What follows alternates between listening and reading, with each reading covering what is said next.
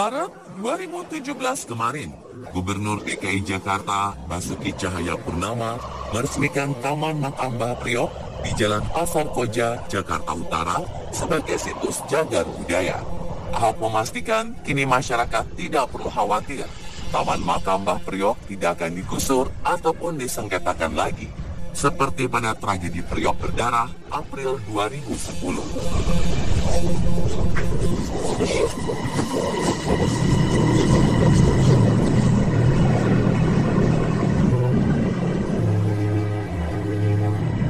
Keberadaan makam Mbah Priok cukup fenomenal. Benarkah adanya pancaran sinar dari makam Mbah Priok hingga ke satelit? Benarkah makam Mbah Priok menjadi penangkal saat terjadinya tsunami di Samudra Hindia yang menimpa Aceh tahun 2004 silam? Malam ini On The Spot akan membahas asal-usul Tanjung Priok.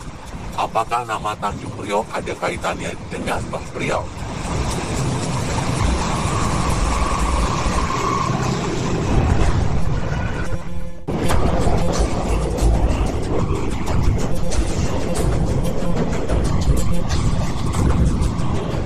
Pemirsa On The Spot, tahukah Anda siapakah Mbah Priok sebenarnya?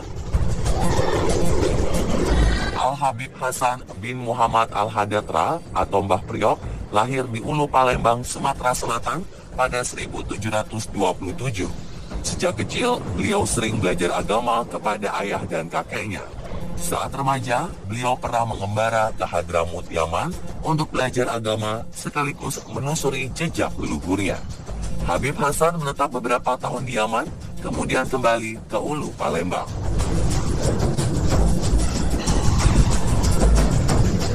Saat usianya belum genap 29 tahun, Habib Hasan ditemani saudaranya, Habib Ali Al-Haddad dan 3 orang azami dari Palembang melakukan perjalanan ke Jawa. Perjalanan yang memakan waktu kurang lebih 2 bulan ini mendapat banyak rintangan. Salah satunya ketika perahu Habib Hasan berpapasan dengan armada Belanda. Perahu layar Habib Hasan pun dihujani meriam tanpa peringatan apapun.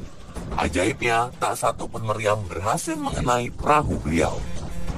Amukan badai dahsyat turut mengiringi perjalanan beliau. Tak kuasa menahan badai dan gelombang besar, akhirnya perahu terbalik dan menewaskan 3 azami yang menyertai Habib Hasan. Dengan kondisi lemas, keduanya terseret hingga semenanjung yang belum memiliki nama.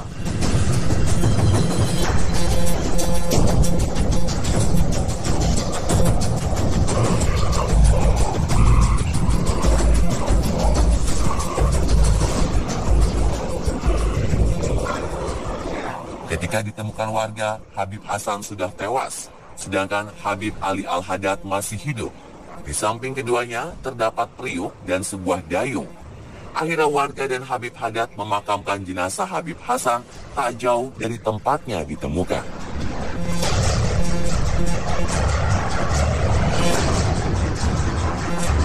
Sebagai tanda, makam Habib Hasan diberi nisan berupa dayung, sedangkan periuk diletakkan di sisi makam. Lambat laun, dayung terus berkembang dan menjadi pohon tanjung, sementara periuk terus bergeser ke tengah laut. Peristiwa ini dipercaya sebagai asal-usul nama Tanjung Priok.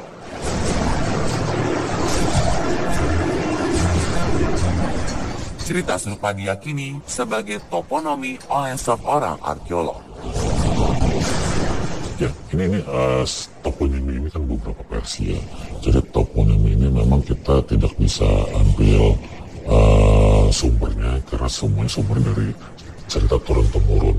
Tapi kita anggap sebagai semua cerita yang sudah beredar di masyarakat, dan ini kita anggap sebagai cerita yang nampaknya sudah bisa diakui oleh masyarakat dan juga sah menurut cerita-cerita setempat.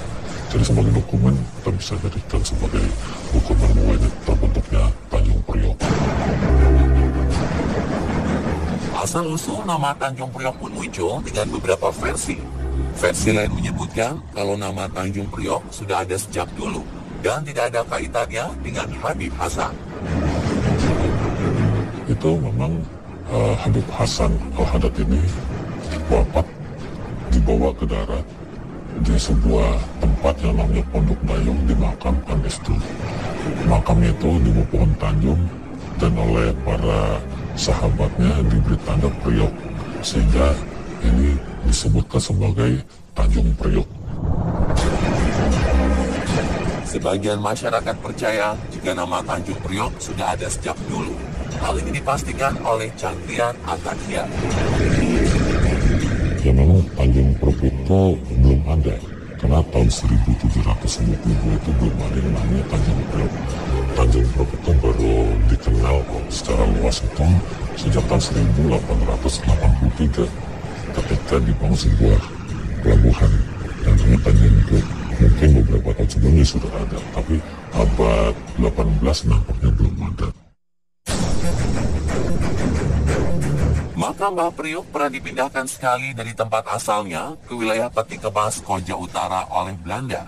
Kala itu Belanda hendak membangun pelabuhan sebagai gerbang arus keluar masuk barang ekspor impor maupun barang antar pulau.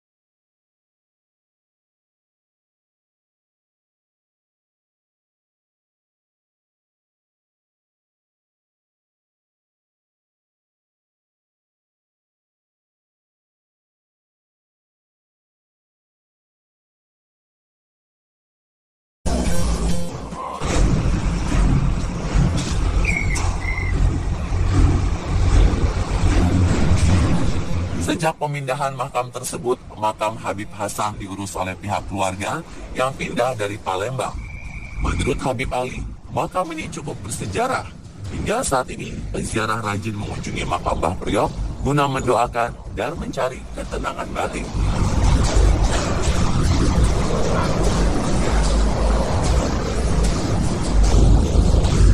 Keberadaan bangunan pendopo makam Mbah Priok di Peti Kemas Koja Utara kembali menuai kontroversi.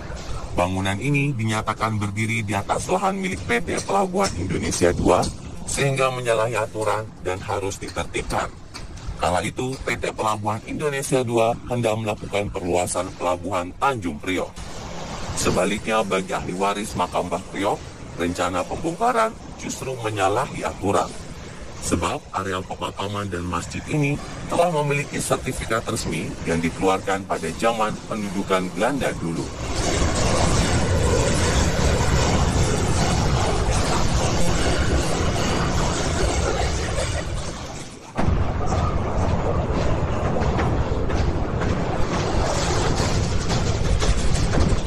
Pada Desember 2004, tepat 3 hari sebelum bencana tsunami menghantam Aceh, PT Pelabuhan Indonesia II berupaya menggusur makam tersebut, namun berhasil digagalkan. Warga meyakini jika makam Mbah Priok berhasil digusur kala itu, maka tsunami yang menimpa Aceh akan sampai ke Jakarta.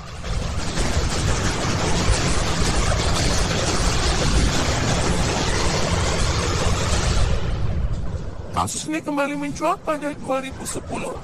Makam Mbah Priok menyimpan cerita sejarah sehingga sangat dihormati warga. Bahkan ketika pendopo makam akan dibongkar, para pengikut rela mati mempertahankannya.